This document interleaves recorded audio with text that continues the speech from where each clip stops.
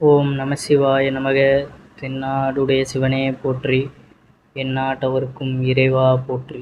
அதிகாலையில் எழுந்திருக்கும் பொழுது பார்த்தீங்கன்னா, பெண்கள் இவ்வாறு எழுந்திருக்கும் பொழுது வீட்டிற்குள்ள செல்வ செழிப்பிற்கான ஒரு நல்ல வரவு உண்டாகும். அதாவது வரலட்சுமி தேவியும் மகாலட்சுமி தேவியினுடைய அந்த அருளானது நமக்கு கிடைப்பதற்கு அதிகாலையில் எழுந்து உடனே பார்த்தீங்கன்னா, பெண்கள் இந்த முறையில் எழுந்து அவர்களுடைய வேலைப்பாடுகளை அடுத்து மேற்கொள்வது சிறப்பானதாக இருக்கும்.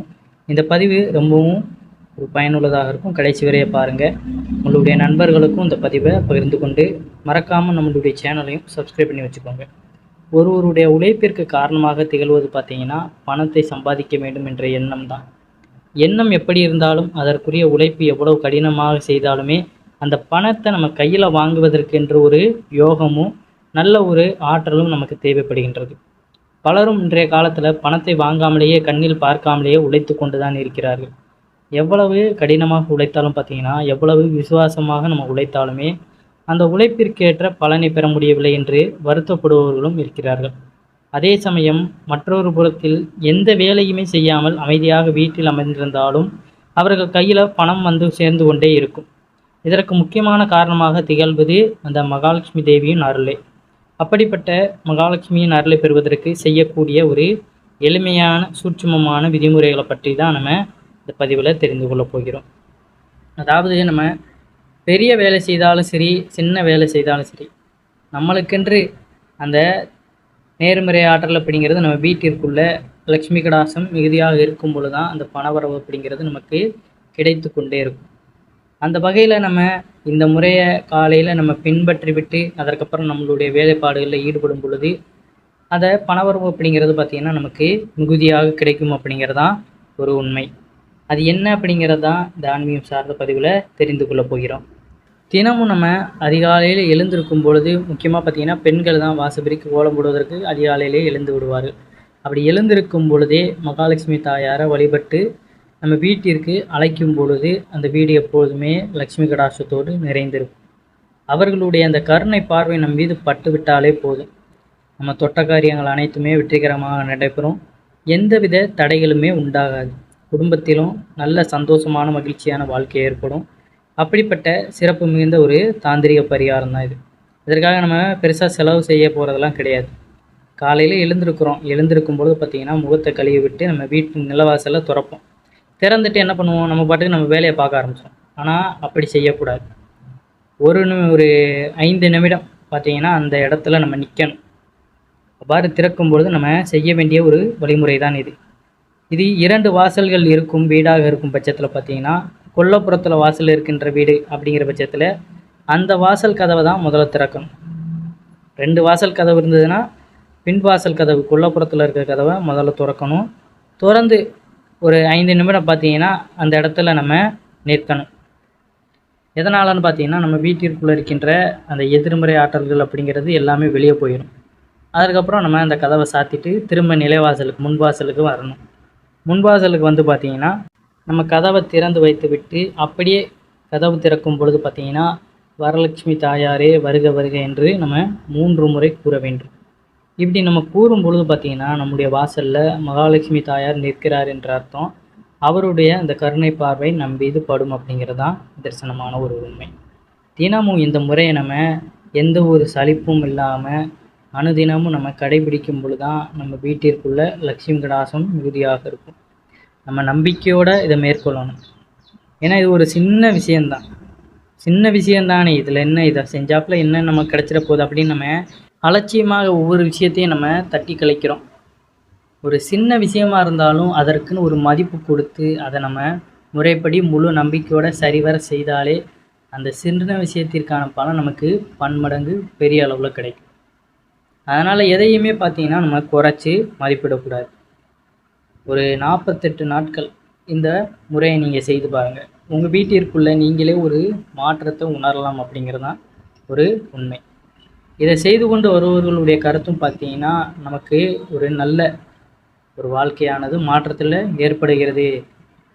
ஒரு நல்ல நேர்மறை ஆற்றலாம் நம்ம வீட்டிற்குள்ளே உணர்ந்தோம் அப்படின்னு பல பேர் சொல்லியிருக்காங்க. நாமளும் தினமும் ஆண்களாக இருந்தாலும் சரி, பெண்களாக இருந்தாலும் சரி, காலையில் எழுந்திருக்கும் பொழுது இவ்வாறு செய்ய முழு மனதோடு மனதில் அந்த மகாலட்சுமி தாயாரை நினைத்து கொண்டு இந்த ஒரு முறையை செய்து பாருங்கள். அதே போல் நீங்கள் இதை செய்துவிட்டு அதற்கப்புறம் வேறு எது செய்தாலும் சரி, இல்லை வாசல் பெருக்கி கோலம் போட்டு வந்து திரும்ப பூஜை அறையில் உட்காந்து விளக்கேற்றி வழிபட்டாலும் சரி, அந்த நேரம் பார்த்தீங்கன்னா பிரம்ம முகூர்த்தம் வேறு, அது இன்னமும் விசேஷமாக இருக்கும். ஏன்னா நம்ம காலையில் 5 மணிலேருந்து 6 மணிக்குள்ளெல்லாம் எழுந்துருவோம். அப்படிங்கிற பட்சத்தில் இந்த இவ்வாறு நம்ம விளக்கேற்றி வழிபாடு செய்யும் பொழுதும் மகாலட்சுமி தாயார் நமக்கு பல நன்மைகளை வழங்குவார் அப்படிங்கிறது தான். நல்ல சுபமுகூர்த்த நாளாக பார்த்து கூட காலையில் எழுந்து சுத்தபத்தமாக குளித்துவிட்டு வாசலில் தண்ணீர் எரித்து கோலம் போட்டு கொள்ளுங்கள். பிறகு பூஜை அறைக்கு வந்து 2 தீபங்களை மட்டுமாவது ஏற்றி மகாலட்சுமி தாயார் வழிபாடு செய்ய வேண்டும். இந்த தீபமானது எந்த தீபமாக வேண்டுமானாலும் இருக்கலாம், எந்த விளக்கில் வேண்டுமானாலும் நம்ம ஏற்றலாம். முழு மனதோடு அன்னையை நினைத்து கொண்டு நம்ம ஏற்றணும். அதாவது தினமுமே ஏற்றணும் அப்படிங்கிற அவசியம் கிடையாது. வாரத்திற்கு 2 முறையாவது நம்ம இந்த வழிபாடை செய்யலாம். ஆனால் தினமும் பார்த்தீங்கன்னா கதவை திறக்கும் பொழுது இந்த முறையை பின்பற்றுங்க. கொல்லைப்புறத்தில் கதவு இருந்ததுன்னா அதை ஒரு 5 நிமிடம் திறந்து வைத்து விட்டு அதுக்கப்புறம் அதை சாத்தி விட்டு திரும்ப வந்து நிலைவாசல் கதவை திறந்து வரலட்சுமி தாயாரே வருக வருக அப்படின்னு நம்ம 3 முறை கூறணும். இப்படி கூறும் பொழுது நமக்கு லட்சுமி கடாசம் பெருகும். வாழ்க்கையில் நாமளும் அடுத்தடுத்த கட்டத்தில் முன்னேறி கொள்வதற்கும் இது உதவிகரமாக இருக்கும். ஆன்மீகத்தில் நிறைய நம்பிக்கை உள்ளவர்கள் இந்த முறைகளை செய்து பாருங்கள். ஏன்னா ஆன்மீகம் அப்படிங்கிறது பார்த்திங்கன்னா சாதாரண விஷயம் கிடையாது. ஒவ்வொருனுக்கு பின்னாடியும் ஒரு ஆன்மீக ரீதியான அறிவியல் ரீதியான பலன்களுமே இருக்கத்தான் செய்யுது. இதில் ஆன்மீக ரீதியாக பார்க்கும்பொழுது நமக்கு லக்ஷ்மி கடாசம் கிடைக்கும். அதே போல் அறிவியல் ரீதியாக பார்க்கும்பொழுது நமக்கு அது ஒரு நல்ல காலையில் இருந்து இந்த மாதிரி செய்வது ஒரு நல்ல பலனை கொடுக்கும். செய்கின்ற செயல்கள் எல்லாமே நம்ம நல்லபடியாக முடிப்பதற்கு இது ஒரு நேர்மறை ஆற்றல் மாதிரி.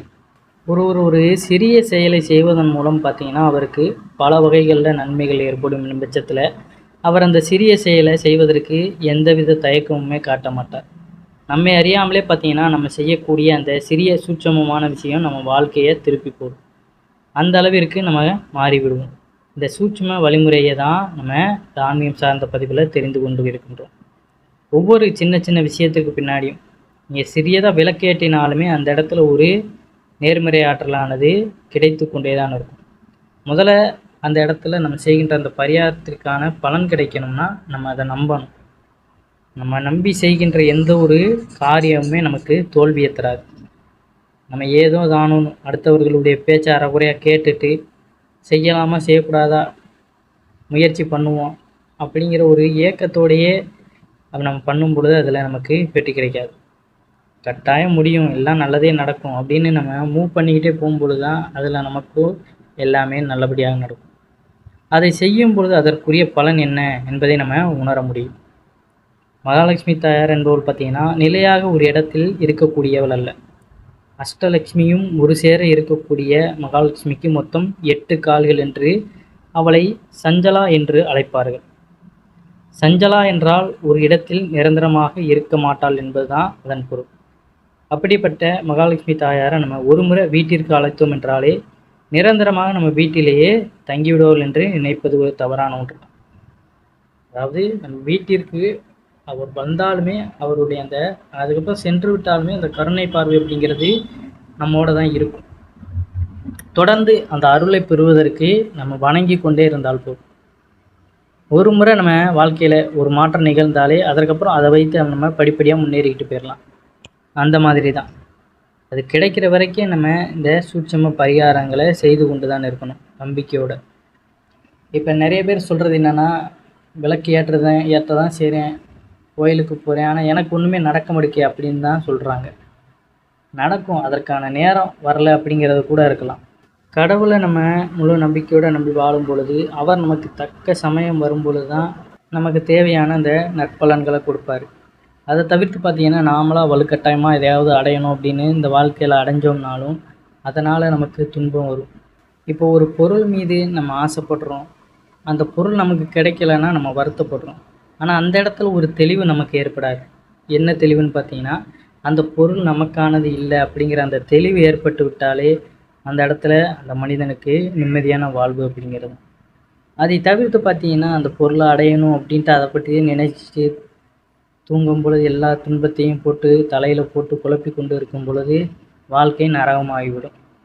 அதனால் ஒரு விஷயம் நமக்கு கிடைக்கலனாலே அதை தகர்த்தெறிந்து விட்டு அதை மறந்துட்டு அடுத்த கட்ட வேலைக்கு நம்ம போயிட்டே இருக்கணும். நமக்கு தேவையானது பார்த்திங்கன்னா நமக்கு தக்க சமயத்தில் வரும் அப்படிங்கிறதான். நீ ஆசைப்படுறது தவறு கிடையாது. ஆனால் அது நமக்கு கிடைக்கல அப்படிங்கிற பட்சத்தில் அது நமக்கானது இல்லை அப்படிங்கிற அந்த ஒரு தெளிவை மட்டும் நமக்குள்ளே ஏற்படுத்தி கொண்டாலே போதுமானது தான். இப்போ நம்ம ஒரு வேண்டுதல் வைத்திருப்போம், இது நடக்கணும் அது நடக்கணும்னு நம்ம வேண்டுதல் வைத்திருப்போம். அது ஒரு வேளை ஏதாவது ஒரு பிரச்சனையில் துன்பத்தில் நமக்கு முடியாததாக கூட இருக்கலாம். அதனால் கூட இறைவன் அதுக்கு நமக்கு நிறைவேற்றாமல் இருக்கலாம். அப்போ அது ஒரு வகையில் நமக்கு நல்லது தான் அப்படின்னு புரிந்து கொண்டு நம்ம சென்று விடணும். நான் விளக்கேற்றுதேன், அது பண்ணுதேன், இது பண்ணுதேன், எனக்கு எதுவுமே நல்லது நடக்க மாட்டுக்கு, எல்லாம் நேரங்காலம் வரும், அதுக்காக இறைவனே இல்லை அப்படி இப்படின்னு நம்ம புலம்புவதை தவிர்த்து விடணும். ஒரு தடவை நம்பிட்டோம்னா கடைசி வரையே அதை நம்பிக்கையிலிருந்து பின்வாங்கக்கூடாது. இறைவனை முழு மனதோடு நம்ம நம்பி எல்லா விஷயத்தையும் செய்யும் பொழுது நமக்கு அவர் பார்த்து பார்த்து இந்த வாழ்க்கையை நமக்காக வாழ வைப்பார். அதை மட்டும் என்றைக்கும் நம்ம மறந்து விடக்கூடாது. தினமும் இவ்வாறான முயற்சிகளை செய்யுங்க. காலையில் எழுந்திருக்கும் பொழுது நல்ல சொற்களை பேசி எழுந்துக்கோங்க, நல்ல விஷயங்களை பாருங்கள், நல்ல நேர்முறை ஆற்றல்களை தக்க வைத்து கொள்ளுங்கள். காலையில் எழுந்திருக்கும் பொழுதே பார்த்தீங்கன்னா சொன்ன நிலைவாசல் கதவை திறந்து வரலட்சுமி தேவி வருகன்னு 3 முறை சொல்லிவிட்டு இறைவனை மனதார நினைத்து அங்கேயே நம்ம இறைவனை வணங்கிவிட்டு அதற்கப்புறம் வெளியே சென்று அடுத்த கட்ட வேலைகளை பார்க்கணும். முடிஞ்சால் காலையிலே பார்த்தீங்கன்னா விளக்கேற்றுங்க. இவ்வாறு செய்து கொண்டே வாங்க, ஒரு நல்ல மாற்றம் நிகழத்தான் செய்யும். ஏதோ ஒரு வகையில் நல்ல வழியை இறைவன் நமக்கு காமிப்பார். அதையும் ஏற்றுக்கொண்டு நம்ம போகணும். அதுதான் வேணும் அப்படின்னு நம்ம அடம்பிடிப்பதை தவிர்த்து விட்டு இதுவே போதும் அப்படிங்கிற அந்த மனநிலைக்கு வரணும். பெரும்பாலும் கோயிலுக்கு போனாலே மக்கள் இறைவனிடம் வேண்டுவது எனக்கு அப்படி வாழ்க்கை வேணும், இப்படி வாழ்க்கை வேணும். ஆனால் முதல்ல நம்ம இறைவன் எப்படி இருக்கார், இறைவனை நம்ம முதல்ல நம்ம வீட்டிற்கு அழைக்கணும். இறைவனை நலம் விசாரிக்கிற மாதிரி நம்ம பேசணும். இறைவனை தேடும் பொழுது தான் இறைவன் நம்மளை தேடி வருவார். இறைவனை நம்ம ஏதோ ஒரு பொருளுக்காக தேடுறோம் அப்படிங்கிற பட்சத்தில் இறைவன் நம்மிடம் இந்த பொருளை தந்தாலுமே நமக்கு அதனால் துன்பம் தான் ஏற்படும் அப்படிங்கிறத உணர்ந்து கொள்ளுங்கள். அதனால் எல்லாமே அறிந்து இறையருளை நம்ம முழுவதுமாக நினைத்து வாழணும். செய்கின்ற பரிகாரங்கள்லாம் செய்து கொண்டே வாருங்கள். ஏதோ ஒரு கட்டத்தில் நமக்கான நல்ல பலன்கள் கிடைத்து கொண்டு தான் இருக்கும். காலையில் அந்த சொன்னதை மட்டும் மறந்துடாதீங்க. அதே போல் செய்து கொண்டு வாருங்கள். அனைவரும் என்றும் இறையருள் பெற்று நலமுடன் வாழ வேண்டும். நன்றி, வணக்கம். ஓம் நம சிவாய நமக.